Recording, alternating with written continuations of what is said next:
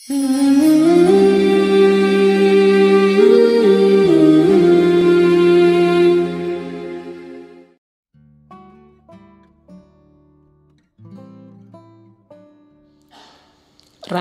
harapanmu paling tidak di 4 ciri. Yang pertama, harapan, berharaplah sesuatu yang dapat kamu capai secara rasional. Jadi secara rasional itu berharap yang masuk akal saja. Kalau kamu sudah semester 14, targetnya sudah nggak usah mikir kumulat-kumulot, yang penting lulus. Itu yang rasional. Nah, ya, kalau enggak nanti hancur hidupmu, gitu loh. Jadi berharaplah yang rasional-rasional saja, yang terjangkau. Yang kedua, yang dapat kamu kontrol. Pancanglah harapan-harapan yang bisa kamu kendalikan, kamu tempuh. Misalnya kamu sadar bahwa suaraku itu jelek kok Pak, tapi saya cita-citanya penyanyi. Nah, itu kan agak berat perjuanganmu kalau sampai ke sana. Jadi salah kamu mungkin milih harapannya. Kalau pencipta lagu tidak apa-apa, kalau penyanyi susah karena hubungannya sama suara. Nah, itu harapan yang tidak bisa kamu kontrol, itu agak susah. Misalnya kayak saya tingginya paling 150-an.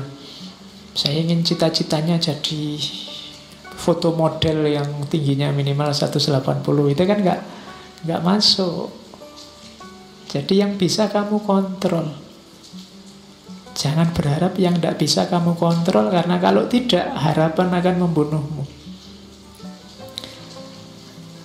Terus berharaplah yang menurutmu penting. Kalau ini benar bunuh diri. Kalau kamu tidak penting kok kamu harapkan.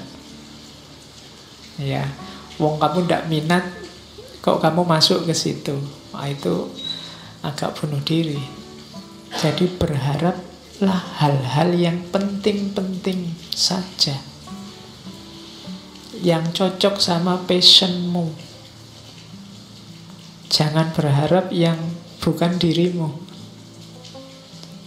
karena kamu akan kesulitan mewujudkannya dan akibatnya kamu kecewa. Yang penting menurutmu apa? Bukan yang penting menurut orang lain. Karena kalau tidak nanti kamu kesulitan mewujudkannya. Setiap orang punya gaya dan model sendiri-sendiri. Yang keempat, ini juga penting. Kalau tadi kan penting menurutmu. Berharaplah sesuatu yang bisa diterima oleh masyarakatmu dan cocok dengan nilai-nilai yang ada di tengah masyarakat, nilai-nilai moralnya. Ini menentukan juga, karena kalau targetmu ternyata tidak cocok dengan masyarakatmu, kamu bisa kesulitan juga. Nanti harapanmu bisa membunuhmu.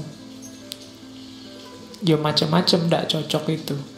Mungkin tidak cocok sama kultur sana, mungkin tidak cocok sama nilai-nilai yang ada di sana. Ya contohnya gampang lah, misalnya yang cocok sama masyarakat di kos-kosanmu, misalnya masyarakat sana menghendaki kamu kalau apel paling malam sampai jam 10 misalnya. Nah itu ya kamu jangan berharap lebih. Saya ingin ijtihad berlawanan dengan masyarakat, pokoknya apel itu ya paling tidak jam 12 lah, jam 10 belum dapat apa-apa. Misalnya, itu kamu akan kesulitan benar.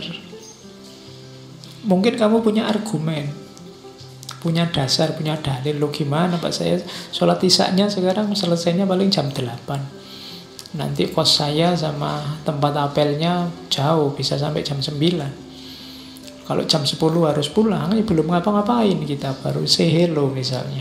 Nah itu kan argumenmu. Tapi masyarakatmu tidak bisa. Kamu kasih argumen itu, mereka punya tata nilai sendiri. Nah, harapanmu kalau tabrakan dengan maunya masyarakat, kamu akan susah juga. Hasilnya kesengsaraan juga. Maka rancanglah harapanmu di 4 ciri ini. Rasional, bisa kamu kontrol. Yang penting-penting ini juga menurut saya harus digarisbawahi. Tidak harus segala hal kamu patok harapan. Yang tidak penting-penting tidak masalah. Ada kan hal-hal kecil yang tidak tercapai juga tidak masalah, tidak apa-apa. Wong itu tidak penting meskipun kamu berharap. Kayak kamu kayak kamu main game HP itu kan asik, kita kamu berharap menang tapi kok ya kalah terus, ya ndak apa-apa, wong cuma game aja loh. Kenapa ndak penting? Kamu ndak harus sedih, nggak harus marah, nggak harus nendang-nendang pintu karena kalah game. Oh ndak apa-apa, wong cuma permainan. Itu namanya kamu ngerti prioritas.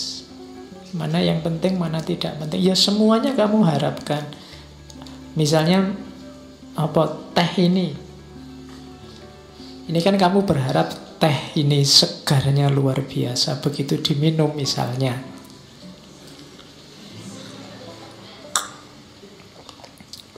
kok biasa ya, misalnya itu kan kamu kecewa. Tapi ya ndak apa-apa, wong ini ndak prioritas kok.